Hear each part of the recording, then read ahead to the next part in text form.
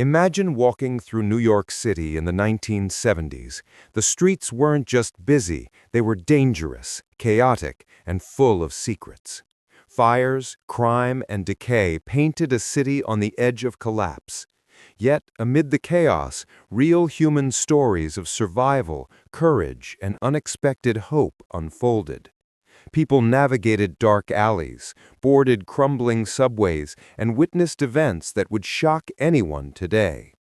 From forgotten scandals to true tales of resilience, the 1970s NYC hides secrets that are stranger than fiction.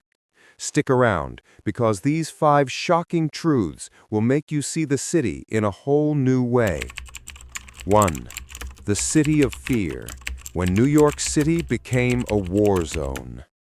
In the 1970s, New York wasn't the city of dreams, it was a city of fear, where even the police were scared to go out at night. There was a time when people called New York the heart of America, a place where dreams came true. But that heart started beating in panic. The streets that once glowed with excitement turned into hunting grounds for crime. It didn't matter who you were, a businessman, a teacher, or a teenager heading home. Everyone felt the same chill when night fell. You could hear it in the echo of footsteps behind you, in the uneasy silence after a scream, and in the way people avoided eye contact on the subway. The city that never slept stayed awake for all the wrong reasons.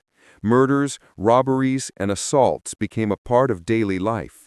The newspapers no longer shocked people, they simply confirmed what everyone already knew, that New York was falling apart. Entire neighborhoods turned dangerous after sunset.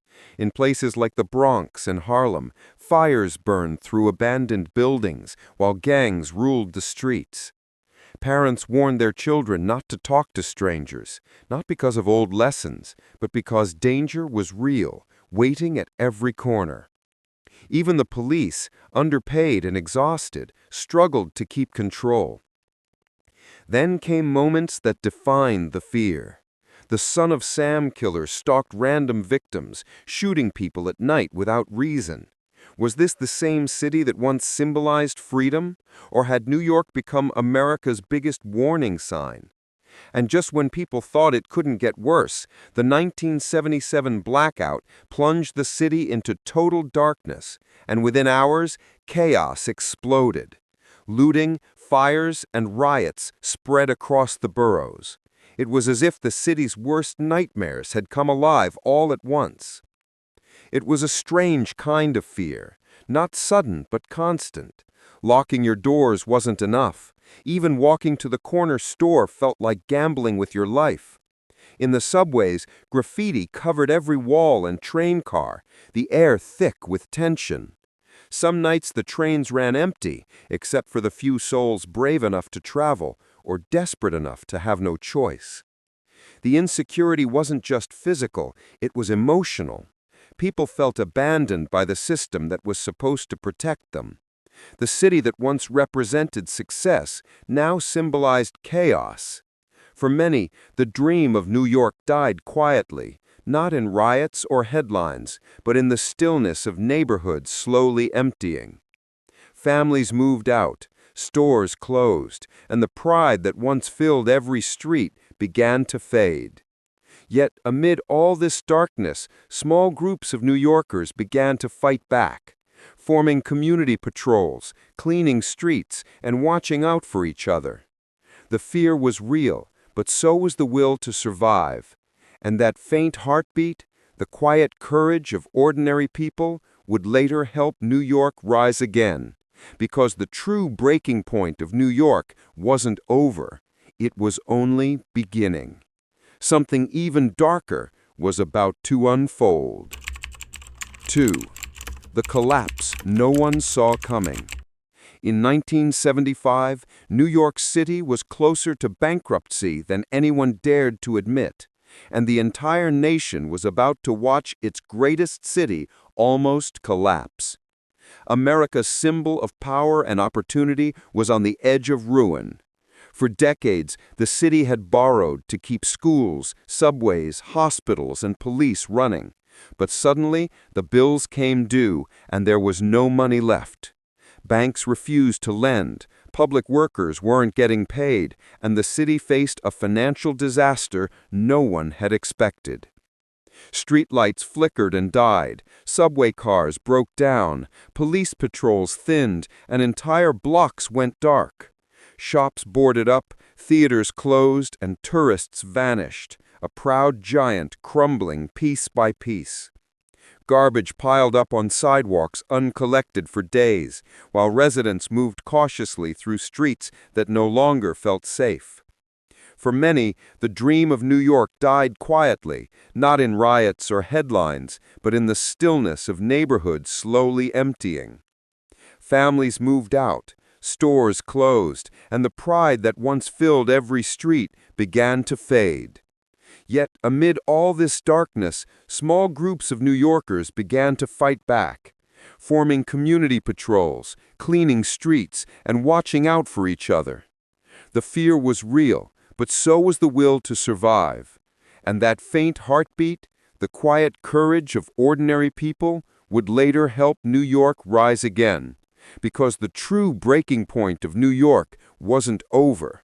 It was only beginning. Something even darker was about to unfold.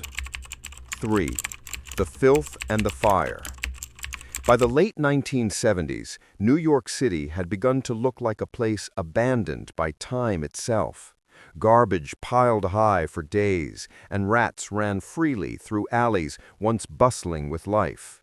Subway cars were coated in grime, their walls plastered with graffiti that screamed rebellion and neglect. The city smelled of smoke, trash, and ruin, and every corner seemed to whisper that no one was really in control. For residents, daily life had become a struggle not only for survival, but for dignity. The summer of 1977 brought one of the most terrifying reminders of the city's fragility: the blackout. Overnight, Manhattan plunged into darkness. People who had already been walking on edge now faced the unknown. Shops were looted, blazes ignited in abandoned buildings, and chaos roamed the avenues unchecked. Ordinary citizens suddenly found themselves navigating a world where law and order were powerless, and danger lurked in every shadow. The city that never slept now trembled in the dark, and the sense of panic was almost tangible. Amid the widespread filth and destruction, small human stories stood out, anchoring the horror in reality. Mr. Thompson, a subway conductor, spent hours escorting stranded passengers through pitch-black tunnels, trying to keep them calm while knowing that a single misstep could be deadly. Young Tommy clutched his mother's hand as they tiptoed past a burning car, whispering prayers he barely understood. Families huddled in their apartments, listening to the distant crackle of infernos and the screams of looters, hearts pounding with fear that their homes might not survive the night. It wasn't just the blackout that revealed the city's dereliction. Fires in the Bronx destroyed entire blocks of apartment buildings, leaving thousands homeless. Graffiti-covered walls and abandoned cars made the avenues look like battlegrounds. The sensory assault was relentless. The sight of burned buildings, the smell of smoke and rot, the deafening stillness of empty avenues, broken only by sirens or shouting.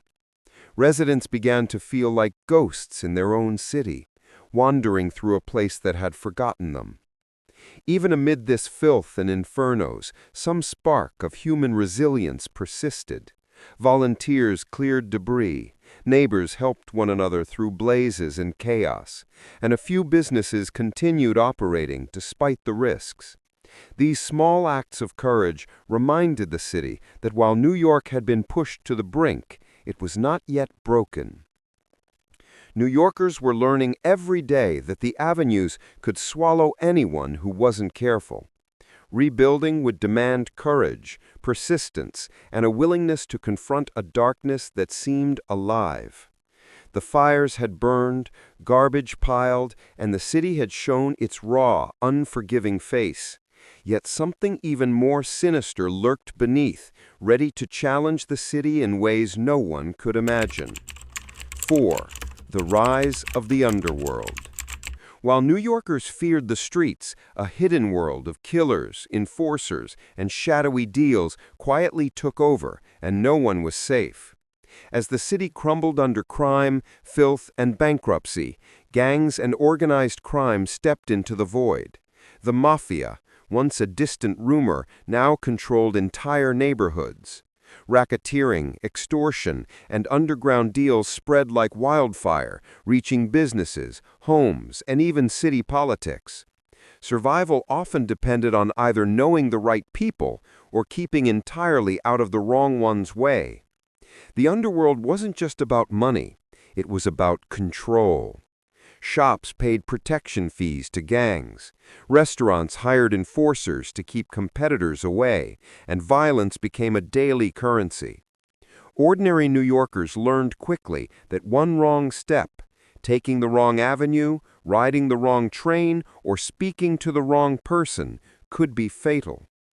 Mrs. Klein in a deli in Queens hid in her cellar as gunfire erupted above, praying her family would survive another night. A young delivery boy dashed through darkened avenues, clutching his satchel, knowing that one wrong turn could be his last. Taxi drivers were mugged at gunpoint, street vendors were threatened into silence, and neighbors watched helplessly as their districts were quietly claimed by the shadow network. Who really controlled the city? The politicians, the police, or the men in the shadows pulling strings no one could see? Violence, fear, and secrecy had woven themselves into the very fabric of daily life. Police patrols were stretched thin, and in many districts, law enforcement became little more than a rumor. Citizens had to rely on instincts, street knowledge, and courage to navigate avenues that could turn deadly in seconds. But yet small acts of defiance persisted. Neighborhood watch groups formed quietly. Families reinforced doors and windows, and a few businesses continued operating despite the risks. These small acts of courage reminded the city that while New York had been pushed to the brink, it was not yet broken. 5. The turning point. By the early 1980s, New York was still bruised and battered, but the city had begun to fight back. The darkness of the previous decade had taught residents hard lessons about survival, resilience, and courage. Crime, corruption, and decay hadn't disappeared, but ordinary New Yorkers, teachers, shopkeepers, parents, and teenagers refused to surrender their city to fear. The shift was quiet at first, almost imperceptible, but it was real. Abandoned neighborhoods began to stir. Tiny community patrols grew stronger, patrolling blocks that had once been silent. Families reinforced doors and windows. Neighbors watched out for one another.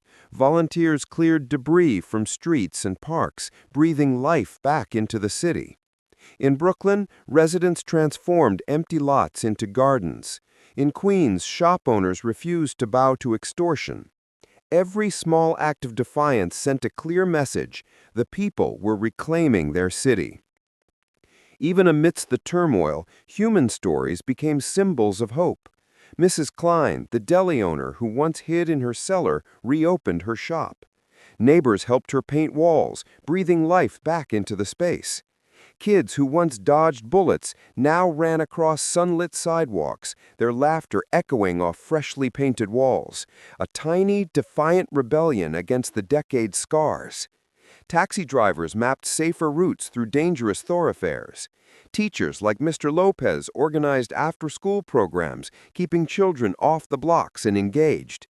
Every act, no matter how small, reminded the city it was far from defeated. The turning point didn't arrive suddenly. It was a struggle of patience, courage, and collective effort. Crime rates began to stabilize, and corruption became harder for gangs to exploit. Slowly, the city reclaimed its avenues, subway lines, and districts. New York was no longer just a battleground. It had become a city of resilience, where ordinary citizens learned that survival and courage could push back against even the darkest threats. Yet the echoes of the underworld and the upheaval of the 1970s still lingered. Burned-out buildings, abandoned lots, and silent thoroughfares bore the scars of a decade of fear. Hope had returned, but new challenges were already waiting, from emerging crime syndicates to political scandals and social unrest. New Yorkers had won battles, but the war to reclaim New York's soul had only just begun. The city's heartbeat was back. Sun warmed the avenues, repaired buildings gleamed, and people walked with cautious confidence. But every corner, every darkened alley carried the memory of a decade when survival was never guaranteed. The lessons of courage, persistence, and resilience were etched into the city's identity, shaping the New York that would rise from the shadows stronger, smarter, and determined never to be conquered again.